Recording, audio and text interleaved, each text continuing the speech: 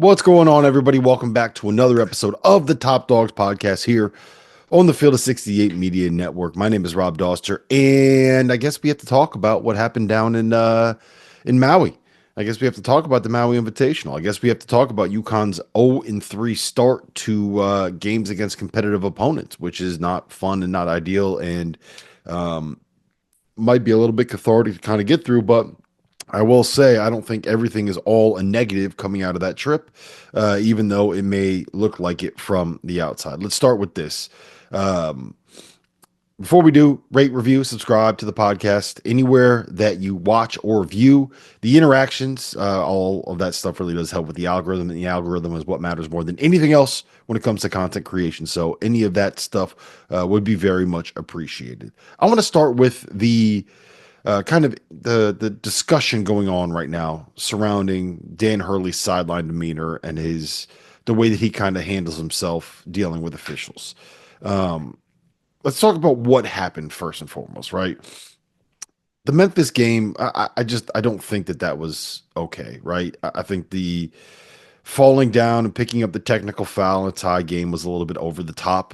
I don't know if I would necessarily say that he cost them that game and he cost them a win, but I do think that his inability to kind of control his anger and his temper uh, made it more difficult for UConn to be able to win that game in that moment.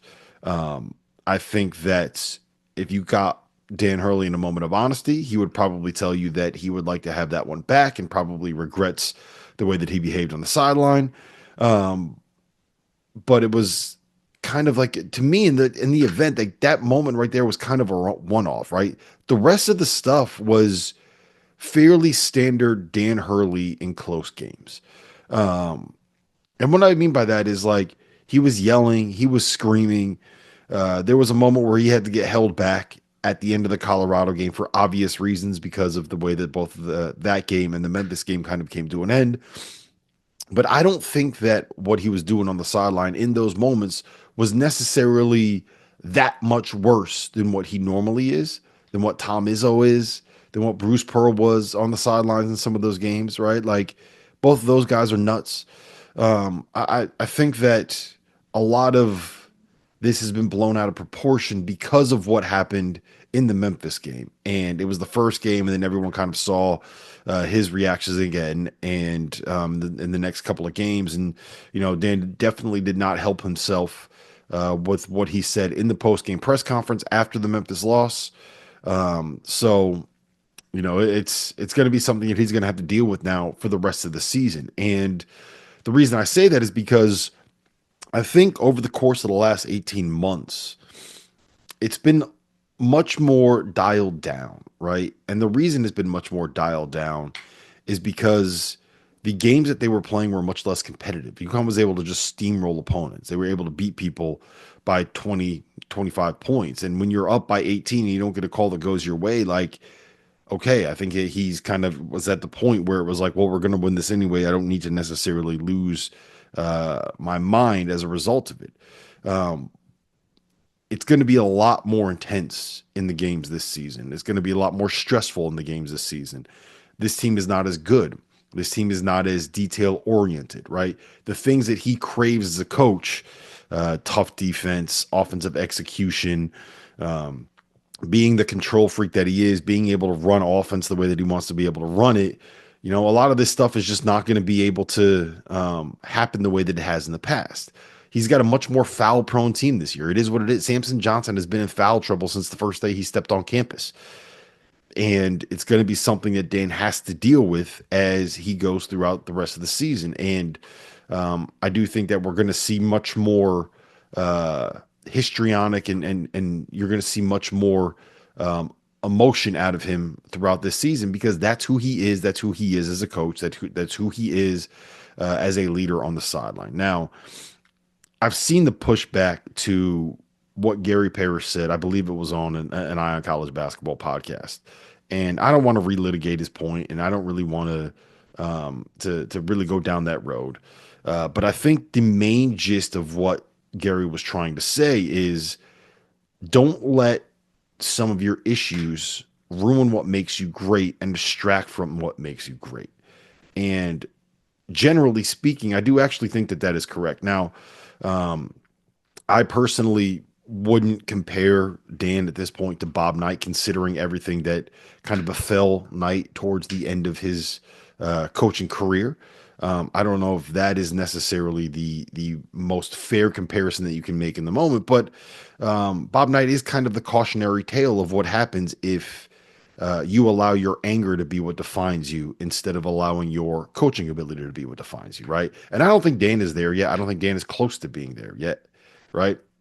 I think that part of the reason why he is somebody that can go out and win back-to-back national championships is because he is the person that loses his mind if calls aren't going his way. He is the guy that is out that thinks everybody is out to get him, that uses that to kind of put that chip on his shoulder.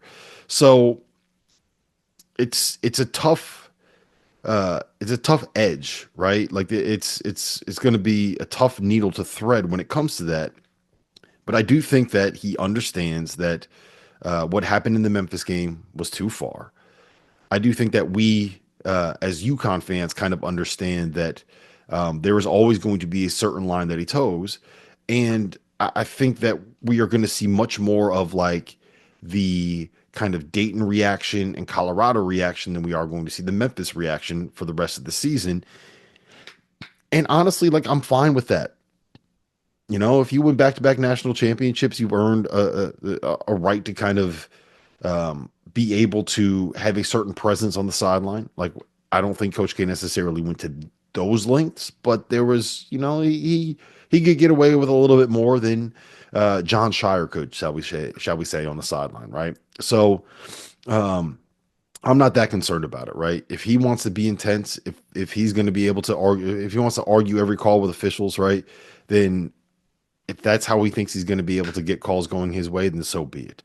But if it gets to a point where he's getting technical fouls, where you can actually see the behavior towards the officials resulting in calls going against UConn more and more often, then it's going to be something that he's got to be able to dial back. And I do think that he'll be able to do it because we saw him do it after January of 2023, like when he was starting to lose his mind. And we talked about this. Andrea came on the pod before and talked about it. Like she had an intervention with him and his agent, Bress Just, and they kind of sat him down and was like, this, you're going to ruin this thing if you can't get it under control. And then he got it under control. And then it was fine until a couple calls didn't go his way against Memphis. One that probably was deserving of the reaction that he had. But, you know, when you are the coach in a moment like that, you got to be able to find a way to control it better. So I'm not worried about that moving forward. I do think this is going to be a narrative moving forward. And I would hope that Dan would realize that the best way to kind of make this go away is have like a couple games in a row where it's not a thing, right? Be aggressive, yell, do all the stuff that you normally do. Just like don't get teed up. Don't fall on the ground if there's a call you don't like. And all of a sudden, everyone's going to move on to something else, and it's going to be a different talking point, and it won't be a distraction hanging over the season. I will say that having that as a distraction, though, may not have necessarily been the worst thing in the world, considering the way that UConn played over the course of those 3 days. So let's talk about those games, and let's talk about everything that kind of happened on the court instead of the stuff that happened on the sidelines. For starters, I don't think the world is falling down, right? I don't think that this is a situation where you got to blow everything up and completely start over. I don't think this is a situation where you're looking at UConn and saying, yeah, it's an NIT team. The first two games that they played in Maui were one possession games that were lost in part due to questionable over the back calls that could have gone either way, right? You get to a one possession game and there is an element of randomness that goes into some of those results, and it just kind of is what it is, right? UConn was on the wrong end of those.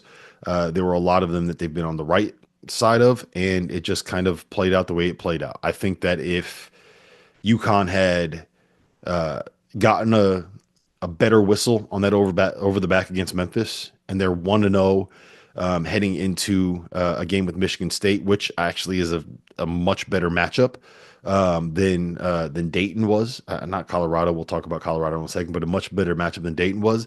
Then I think all of a sudden you're looking at a situation where like they might have gotten to the championship game. They would have been absolutely pasted by Auburn, but they would have gotten to the championship game. And I think 2-1 with a 20-point butt whooping is a lot different than coming back 0-3. Same thing. It would be 1-2, right? Like let's just say that they lose that game against Memphis, but they find a way to be able to beat Colorado.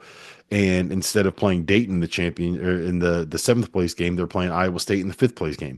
Again, they're probably getting their ass kicked in that matchup. Iowa State would be a horrible matchup for UConn, given the way that they're playing and some of the very specific issues that they have. But that would be an entirely different vibe if you lose to Memphis and Iowa State and you actually beat Colorado. The Dayton loss to me was a little bit of the human element came into play, right? Like, one, Dayton is good. I think that is a top 35 to 40 basketball team this year.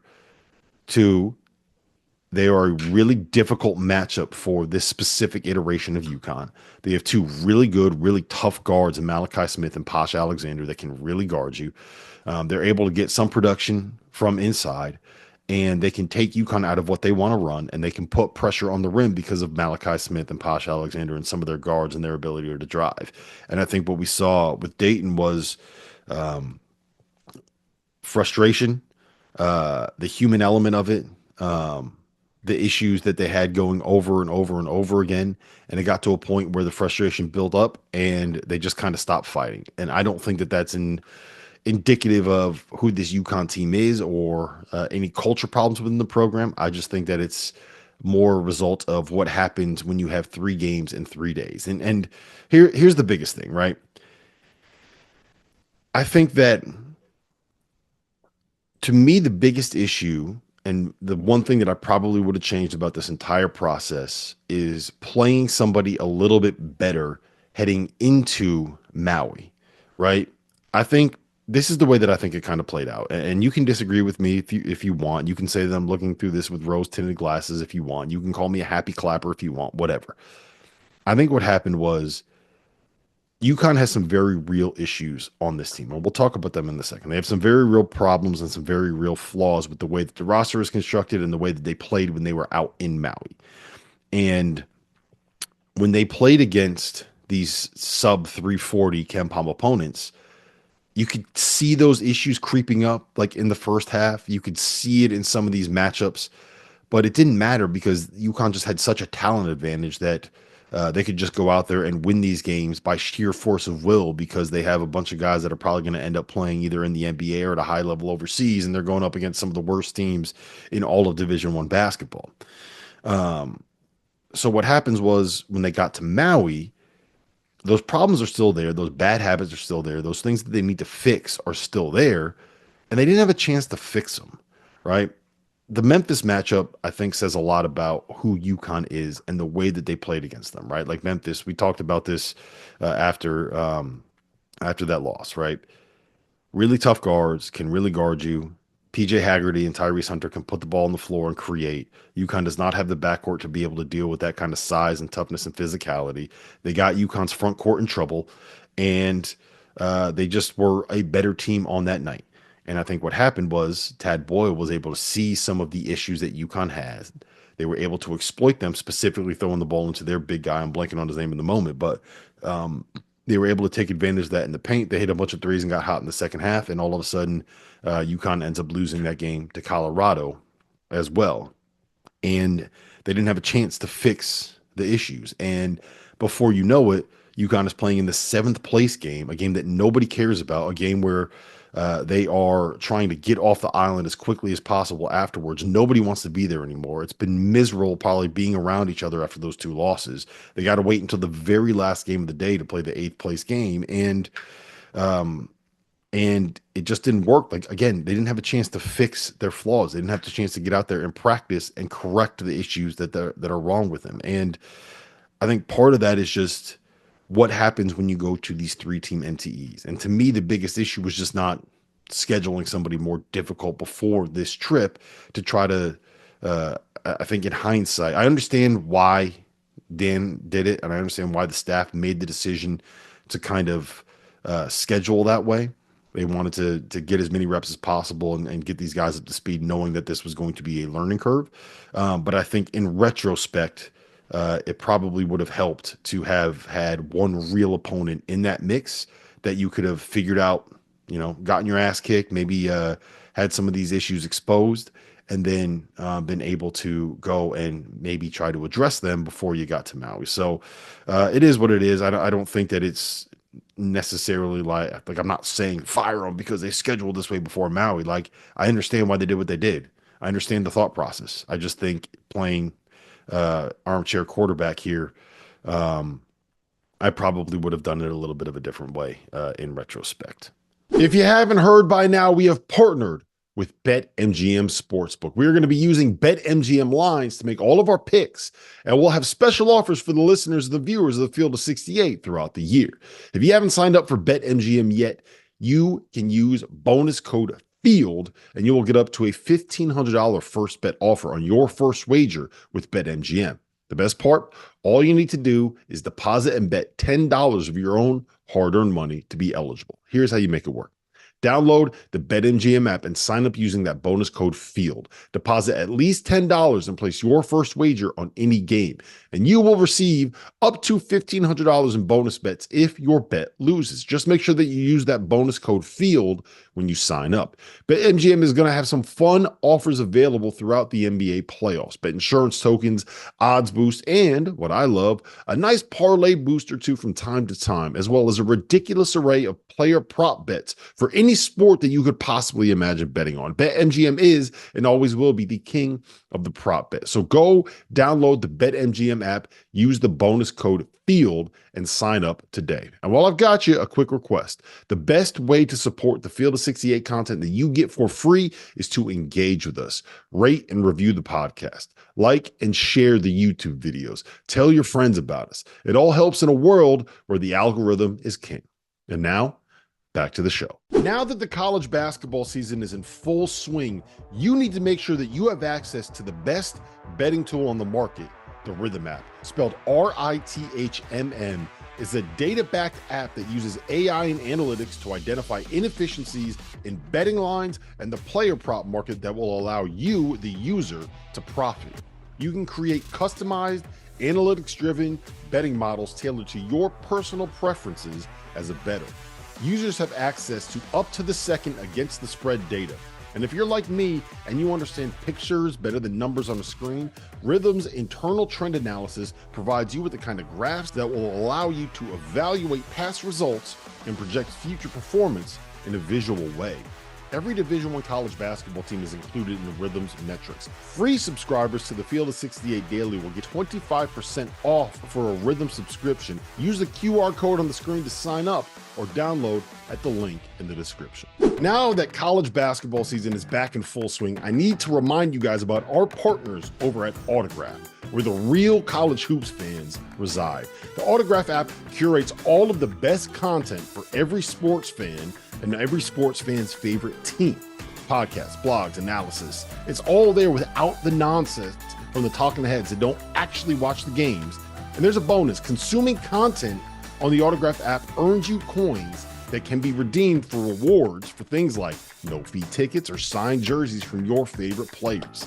There are a couple new features in the app that I need to let you guys know about as well. Autograph Replay gives you a quick hitting summary of the previous day's news so you can keep track of all the important things going on with your favorite teams.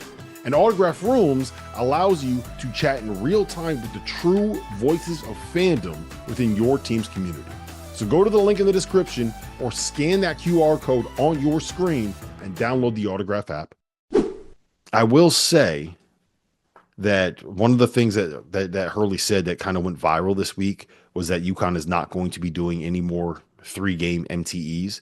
They're probably not going to do another Maui Invitational as long as he's the head coach. I don't think that this is a direct result of going out to Maui and getting their ass kicked. I do believe that this was something that he had been talking about beforehand. This is more of a sport-wide thing. Like, the industry has changed. I don't think the Charleston Classic is going to come back in the current 8-team iteration. I don't think the Myrtle Beach Invitational is going to come back in this current 8-team iteration. I don't know how long the battle for Atlantis in this current structure is going to to necessarily last, right? Like I honestly think that there's a real reason to be concerned about the future of the Maui Invitational, and what it will be in 2, 3, 4, 5 years. Um, it's everything is NIL now, especially when you're a program like UConn. You want to be able to schedule games, home and homes where you can generate revenue to pay for NIL. You want to be able to play marquee opponents in neutral games in things like Madison Square Garden, to be able to generate money for NIL. You want to be able to do things to like play in the players era festival to be able to generate money for NIL. The Maui Invitational is not something that's going to be able to generate money for NIL. These 3-team MTEs are not going to be something that generates money for NIL. So I do think the players era is a little bit different than a normal MTE, but if you are going to get paid $1 million, Oregon got $1.5 million to the NIL fund, which they probably didn't need because Phil Knight's got bottomless pockets. But I think that that's where the future of non-conference basketball is going to lie, and I do believe that that's kind of the way that it's going to go. I don't think that this was a get your ass kicked in Maui thing. It's just people are going to connect those dots for obvious reasons. Because Dan is now the villain of college basketball, and any chance they can have to dunk on them, they're going to be able to go out there and dunk on them. So we talked about UConn having very real issues. What are those issues? Where does it start? The first point, and Mike Latulip, who does stuff with us for After Dark, he's an Illinois guy, Big Ten guy, played at Wright State, um, is really, really sharp. And he made a really, really good point that I'm just going to kind of reemphasize here on our show on Tuesday night. And it's that UConn right now, the maybe the biggest thing that they're dealing with, it's not just like there's some flaws to the way the roster is constructed, and we'll get to that in a second. But the biggest thing they're dealing with is they have a whole bunch of guys that have never been relied on before to be able to play the minutes and take the shots and do the things that they're going to be asked to do for this UConn team, right? Hassan Diarra has never been asked to be the starting point guard in college before. Solo Ball has never been asked to be the leading scorer in college basketball, on a college basketball team before. Alex Caravan has never been asked to be the guy on a college basketball team before. Jalen Stewart was a bit player last year. Jaden Ross could barely get off the bench last year. Samson Johnson was never asked to be a starter before. Terrace Reed was never asked to be the guy before, and he was never asked to be on a winning program before, right? And it's just on and on. And Liam McNeely's never played college basketball before. Like you just go on and on and on down the list. And these guys are going to have to get used to the fact that like you can't defer anymore, right? You can't just say, okay, it's not my night. Well, Tristan Newton's going to pick us up. Well, I'm not making shots, so Cam Spencer's going to be able to handle this. Well, I can't keep my guy in front of me. Well, it doesn't matter. I got Donovan clinging at the rim behind me, right? Like there's going to have to be a level of taking accountability for your job, and you can't just pass the buck, right? Like that's what great teams do. That's what UConn did last season. Everybody did their job about as perfectly as you possibly could, and there was no excuses and no exceptions. And I think that more than anything else is going to be the biggest thing for UConn here, and kind of what they are moving forward. These guys all are being asked to play different roles in different jobs, sometimes in different positions than they did last season or ever before at the college level. And they got to be able to find a way to adjust to that fact. And are kind of in the micro, like specifics, right? The biggest issue to me is right now it's the guard play, but specifically it's the guard size, right? And I've mentioned this before, and I don't want to really reiterate it too much, but like Tristan Newton was 6'4", 6'5". Cam Spencer was like 6'3", maybe 6'4". They were big, strong, physical guards. And the impact was, one, nobody was going to bother Tristan Newton trying to get the ball into a set, right? Like if you're going to guard him 94 feet, he's going to back you down. He's just going to put his head down and kind of cross you over 3 times and zigzag. And he's going to get the ball to the 3-point line with 20 seconds left on the clock, which is plenty of time for them to be able to execute a set and run the offense that they wanted to run, right? You didn't have to worry about Cam Spencer getting bumped off his line when he's trying to run off of the screen, because that dude was 23 years old and he was big and he was physical and he was tough. Hassan Diarra is like 6 foot, maybe 6'1". Aiden Mahaney, I don't know what he's listed at, but like I've met that dude at two WCC media days. Like he's probably 6'1", 6'2", 175 pounds, soaking wet. Like they're just not big physical guards. Monduel is physical. He's like 6 foot, maybe 6'1", right? And he's a freshman, right? It's a freshman asking him to put him in a point guard spot is not an easy thing to do. Like those are very real concerns, and that's before you add in the fact that like Aiden right now just cannot stay in front of anybody. And I think some of it is just he's not a very good defender. Some of it is he's acclimating to the system, and some of it is that his confidence has completely been shot. I don't know if it's the yips. I don't know if it's in his own head. I don't know if he just needs to see a couple shots go down or maybe have a big game in a real game. But man, like he needs to find a way to be able to get it going because if not, if he can't be an offensive threat that gets you 17 a night, like he just ends up being a net negative on the floor because of some of those defensive issues right now. I think Terrace Reed has to start. I love Sampson. Sampson is a second unit guy. Sampson is the change of pace big man. Sampson is the dude that you bring in for 15 minutes and just say, play your balls to the wall as hard as you possibly can for the 15 minutes that you got, because we know you're going to use all 5 fouls while you're in there. Reed's got some things that he's got to be able to figure out and got to be able to work on. Specifically, he's not a great finisher around the basket right now. Like he leaves a lot of stuff short. He is kind of slow-footed when it comes to hedging and recovering. I don't think he's ever done that before. I think UConn's going to have to start playing him and drop, even if it means that he's not the same kind of. He's not going to take away airspace the way that Donovan Clingan took away airspace, because no one takes away airspace the way that Donovan Clingan took away airspace. So I think that that's going to be something they have to deal with.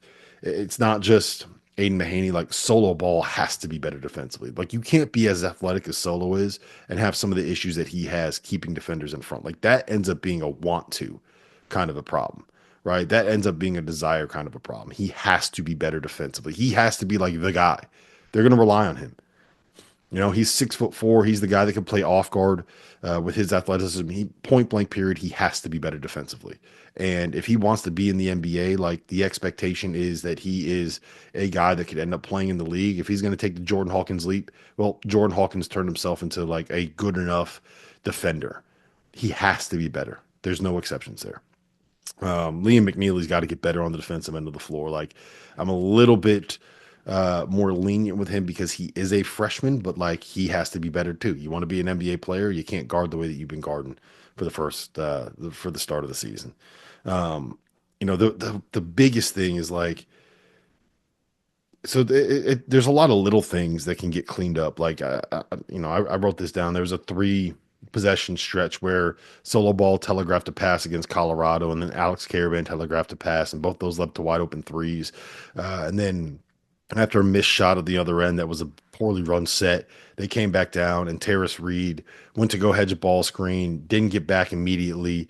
Both him and Aiden Mahaney were kind of stuck in no man's land, and they just left a big dude all by himself around the basket. It was a wide open layup, and it was a quick 8-0 run in the second half when UConn blew a double-digit lead to Colorado. Like little things like that are a problem, but I think the thing that stood out more than anything else watching those games in Maui, especially on the defensive end, it wasn't just the fact they were getting blown by off the dribble. UConn, the last 2 years, has been the best defensive team in the country in scramble situations at figuring out rotations, right? At knowing, okay, if I help here, right? If I'm tagging on this role here, then I have to get out to this guy. This is where I X out. And if he X's out there and I X out here, what that X out basically means is like if you're on the weak side of the floor and the ball gets swung, you're kind of zoning up with the guy that's at the foul line extended and the guy that's in the corner. And whoever gets that pass, you go guard that guy, and the other guy goes and gets the other one that's on the weak side of the floor. It doesn't really matter who gets who. Someone's got to close out at one, the other one's got to close out at the other. And UConn was so good at stuff like that. They were so good at identifying who was the next rotation. They were so good at closing out in scramble situations and not allowing teams to get good shots, even when they had the advantage defensively. They were incredible at it. And they're just not this year. And that's just a byproduct of, there's a lot of young guys on this roster. Like, we should not be expecting Jaden Ross to be as good in an X-out situation as Tristan Newton was. We should not be expecting Jalen Stewart to understand defensive rotations the same way that Cam Spencer did. We should not be expecting even a solo ball to be as good defensively as someone like an Andre Jackson was, right? Like there are going to be some learning curves there, and it's going to be something that you kind of have to accept with the growth of this team, the growth of this team, and then like that leads me to a bigger point here. Basically, where I'm at with UConn right now is that I think that we all have to entirely readjust what we thought this was team was going to be, right? Like you cannot think of this team as they were preseason number 3 in college basketball. You just can't do it. I don't think that you can look at them as a team that started out the year projected to be where they were projected and the bottom completely fell out, right? The bottom line is this. UConn was ranked where they were ranked in the preseason because of what this coaching staff is and the level of expectation that they've set, right? It was, yeah, we see the flaws. Yeah, we see some of these issues. Yeah, we know that this probably isn't going to be a team that is as good as it was before, but like, why would we ever bet against Dan Hurley when the last 2 years he made us look dumb for betting against him, right? That is kind of what this situation was. And I think that that was something that was proven a little bit wrong, right? Like I think that we've learned from this is sometimes even when the coach is great, if you look at the roster and say this roster ain't ready for what that level of expectation is, then I think that it's something where at least me, when I start doing some of these preseason rankings, I'm going to identify it, right? Like here's the truth of the matter of what happened. In the last 2 years, UConn has lost 7 players to the NBA. 4 of them came last year. Last year, they lost 2 fifth-year guys from their backcourt. They lost 2 players in the lottery, in the top 7, not just the lottery, in the top 7. In total, the last 2 years combined, they've had 4 underclassmen turn into NBA players, and then they've had 3 underclassmen turn into lottery picks, right? This is not a UConn team that's splashing around $6 million in the portal, right? Like this is not a program that is adding pieces the way that some of these other teams are right now in the NIL era. They got money to spend. They're doing some really nice targeted recruiting of specific guys, right? Like Liam McNeely ain't playing for free. Austin Mahaney ain't playing for free. Alex Caravan, he ain't playing for free. But this is not a situation where like they are going out and they don't have one of the biggest payrolls in college basketball. That's probably the way that I want to phrase it. And I do think that getting Terrace Reed is a nice get. And I think that Liam McNeely was an obvious target that they should go out and get. Aiden Mahaney, he might not be, he looked like a really smart ad and a good process ad when he was put in the portal. And it's going to take him a while to get to the point where I think he can prove himself successful. Like he's got a lot of stuff that he's got to learn. But the other side of it is like, go out and show me who went out and got a big point guard from the portal that is thriving. Like, it's not like Janelle Davis is having a great season at Arkansas. It's not like Kadari Richmond is out here blowing people away at St. John's. The one guy that I think that had entered the portal that would have been the perfect fit for what UConn wanted, committed elsewhere and then ended up going back to his original program instead of staying in the portal. So who would have known if he actually would have stayed committed to UConn if UConn had gone out and gotten him? So one of the things I think we are seeing from this portal era, and it's a bigger conversation, is that a lot of times like the money is much better spent on keeping guys that you have within the program. I'm thinking like Janai Broom. I'm thinking like RJ Davis. I'm thinking, it's not the perfect example now, but like a Ryan Kalkbrenner or a Hunter Dickinson or some of these guys that you're able to bring back for 2, 3, 4 years and keep within the program and develop from within, right? And that's a long-winded way of saying I think a step back was always going to be inevitable this year. I don't think that there's any way that we were going to get around that for a lot of different reasons, many of the ones I've already mentioned. But I do think it's important to say this, right? The season is so far from over. You probably have to readjust what your goals and what your expectations and what your level of like determining success is. I don't think that this is a national championship team right now. I'm not saying they can't get there, but right now this is not a national championship team. To me, this feels like, let's go back to the start of the 21-22 season, right? Let's go back there. Let's go back to, do you remember when UConn went to the Battle for Atlantis and they played that double overtime game and they went 15 for 22 from three, and it was kind of like a Jordan Hawkins breakout party, and RJ Cole was awesome, and I think Tyler Polley hit a whole bunch of threes, and UConn beat Auburn 115 to 109 in double overtime, and they went out the next day and they lost to Michigan State, and we were all kind of like, well, how can you look so good one day and then, have these issues the next day? It's because that was the learning curve. That was part of the process, right? That was freshman year Jordan Hawkins, sophomore year Andre Jackson, sophomore year Adama Sanogo. Um, and I think what we're seeing right now is that, like, right now in this moment, you know, sophomore year Solo Ball might be sophomore year Andre Jackson. Junior year Terrace Reed might be sophomore year Adama Sanogo.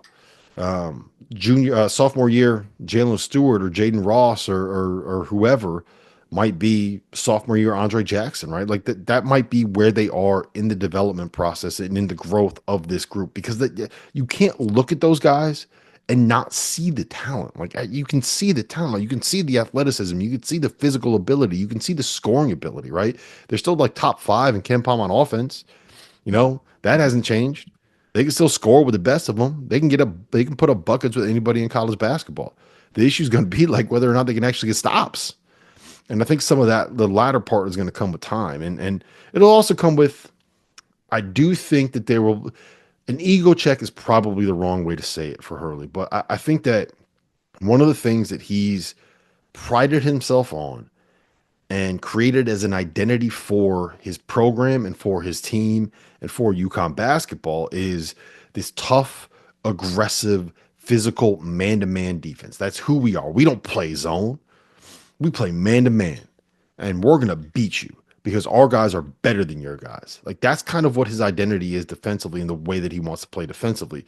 And they might be able to get this group there. I just don't think right now that the ceiling is where they want the ceiling to be based off of what I've seen so far.